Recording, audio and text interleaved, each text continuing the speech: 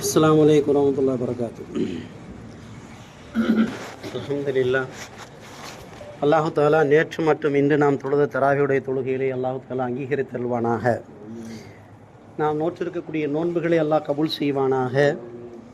மனிதர்கள் என்ற அடிப்படையில் நாம் செய்யக்கூடிய தவறுகளை மன்னித்து அவனுக்காக வேண்டி இஹ்லாஸோடு நாம் செய்யக்கூடிய இந்த மாதத்தினுடைய அமல்களை அல்லாஹ் கபூல் செய்வானாக. இந்த முதல் 10 நாள் இருக்கே, இந்த முதல் 10 நாள் விஷயமாக ஹதீஸில் வந்திருக்கிறது ரஹ்மத்துடைய 10 நாட்கள். அதனால முதல் 10 நாள் நீங்கள் அல்லாட்ட என்ன கேளுங்க, அல்லாவுடைய ரஹ்மத்தை கேளுங்கன்னு சொல்லி வந்திருக்கு. அல்லாஹும் மர்ஹம்னா பிரஹ்மதிக்க யா ரஹமர் ராஹமீன் சொல்லுங்க. அல்லாஹும்ம மர்ஹம்னா பிரஹ்மதிக்க யா ரஹமர் ராஹமீன். யா அல்லாஹ், உன்னுடைய கிருபையை கொண்டு எங்கள் மீது கிருபை செய்வாயாக. அப்போ இந்த ரஹ்மத் அப்படின்னு சொன்னால் ரஹ்மத்துனா நம்ம என்னமோ நினச்சிக்கிட்டு இருக்கிறோம். அல்லாஹ் நம்ம மேலே காட்டக்கூடிய இரக்கம், கிருபை, மன்னிப்பு எல்லாமே ரஹ்மத்து தான். மனிதர்களுக்கு தகுந்த மாதிரி என்ன செய்யும், அந்த ரஹ்மத்து வேறுபடும். நபிமார்களுடைய விஷயத்தில் நபிமார்களுக்கு அவங்களுக்கு எந்த தேவையும் இல்லை. அதனால் அவர்களுடைய விஷயத்தில் ரஹ்மத்தாகவே இருக்கும். சாதாரண மனிதர்களுக்கு மஃபிரத் என்று சொல்லப்படக்கூடிய பாவ மன்னிப்பு தேவைப்படுது. அதனால் அந்த ரஹ்மத்து நமக்கு மன்னிப்பாக இருக்கிறது. சரி, இந்த ரஹ்மத்தை அடைஞ்சு கொள்வதற்கு நமக்கு என்ன ஈஸியான வழி? ரமலானுடைய 10 நாள் மட்டும் ரஹ்மத் இல்லை, வருஷம் முழுக்க நாம் பிறப்பு முதல் இறப்பு வரை அல்லாஹ்வுடைய ரஹ்மத் நம்மளை அடைவதற்காக வேண்டி தேடிக்கொண்டே இருக்கிறது. மனுஷன்தான் என்ன செய்கிறான், தன்னுடைய கவனக்குறைவால், அசட்டையால், பொழுதுபோக்குத்தன்மையால் அந்த ரஹ்மத்தை இழந்துடுறான். நபி ஸல்லல்லாஹு அலைஹி வஸல்லம் சொல்லுவாங்க, ஒவ்வொரு நாளும் அசர் தொழுகைக்கு முன்னாடி சுன்னத்து இருக்கு இல்லையா, ரஹ்மல்லாஹு மன் ஸல்லா அர்பஅன் கப்லல் அஸ்ரி. அசருடைய ஃபர்லுக்கு முன்னாடி தொழக்கூடிய சுன்னத் யார் தொழுகிறாங்களோ அவங்களுக்கு அல்லாஹ்வுடைய ரஹ்மத்து கிடைக்கும்னு சொல்லி ரசூலுல்லாஹ் சொல்கிறாங்க. இதுக்கு போய் நம்ம என்ன செய்ய வேண்டியதில்லை, பெரிய மலை எடுத்து வெட்ட வேண்டியதில்லை, கடப்பாறை எடுத்து குத்த வேண்டியதில்லை. அசர் தொழுகைக்கு ஃபர்லுக்கு முன்னாடி சுன்னத் தொழுதோம்னா என்ன செஞ்சிடும், அல்லாஹ்வுடைய ரஹ்மத்து நமக்கு ஆட்டோமேட்டிக்காக கிடச்சி போயிடும். இதே மாதிரி இன்னொரு ஈஸி என்ன, நம்ம ஒவ்வொரு முஸ்லீம் இன்னொரு முஸ்லீமை பார்த்தா என்ன சொல்லுவான் அஸ்ஸலாமு அலைக்கும். அது ரொம்ப இன்றைக்கி காலம் போக தமிழில் சொல்கிற மாதிரி என்னமோ தேஞ்சு கட்டரம்பு ஆன மாதிரி சலாமெல்லாம் தேஞ்சு போச்சு. ஹாயில் ஆரம்பித்து பாயில் முடிகிற மாதிரி கலாச்சாரத்துக்கு வந்துட்டோம். பார்க்கும்போது ஹாய், பிரியும் போது பாய். இல்லை அவன் தான் சொல்கிறான்னு சொன்னால் நம்மளும் அதில் அந்த அந்த கலாச்சாரத்தில் மாட்டிக்கிட்டோம். நமக்கு ரொம்ப அற்புதமான ஒரு காணிக்கை நபி ஸல்லல்லாஹு அலைஹி வஸல்லம் சொல்லி தந்திருக்காங்க. ஒரு முஸ்லீம் கணவன் மனைவிக்கு சலாம் சொல்லணுமா?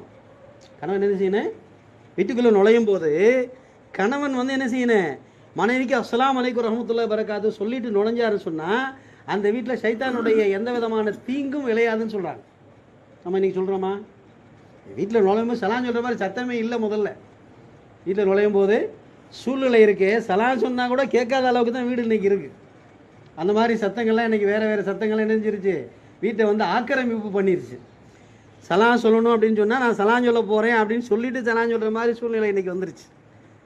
இல்லைன்னு சொன்னால் அல்ஹம்துலில்லாஹ் நம்முடைய வீட்டு வாசல் எப்பொழுதுமே திறந்திருக்க வேண்டும். சலாம் சொல்லிட்டு வரணும்.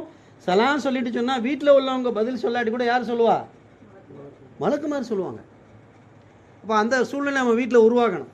அந்த சூழ்நிலையை நம்ம வீட்டில் உருவாக்கணும். அஸ்ஸலாமு அலைக்கும் ரஹ்மத்துல்லாஹி பரக்காத்துஹு முழுசாக சொல்லணும். ஒரு தடவை நபி ஸல்லல்லாஹு அலைஹி வஸல்லம் சபையில் உட்காந்துருக்குறாங்க. ஒரு சஹாபி அங்கேருந்து வர்றாங்க, அஸ்ஸலாமு அலைக்கும்னு சொன்னாங்க. வலைக்கும் ஸலாம் ரசூலுல்லாஹ் சொன்னாங்க. அவர் உட்காந்துட்டாரு. ரசூலுல்லாஹ் 10ன்னாங்க, அஷரானாங்க. இன்னும் கொஞ்சம் நேரம் கழிச்சு ஒருத்தர் வந்தார், அஸ்ஸலாமு அலைக்கும் ரஹ்மத்துல்லாஹ் அப்படின்றார்.